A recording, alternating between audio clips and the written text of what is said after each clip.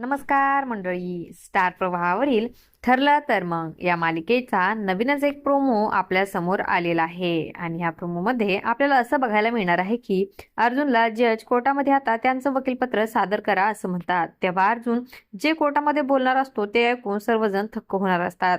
अर्जुन म्हणतो की मिसेस सायली सुभेदारावर अल्पवयीन मुलीच्या तस्करीबाबत मोठा आरोप आहे आणि एवढ्यावरच थांबलं नाही तर हे सर्व आता त्यांनी व्हिडिओमधून त्यांनी पैसाही कमवलेला आहे.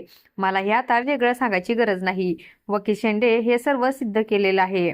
तर आता हे ऐकून आता सायली, कल्पना, प्रतिमा आणि घरच्यांनाही खूप मोठा धक्का बसतो की अर्जुन हे काय बोलत आहे.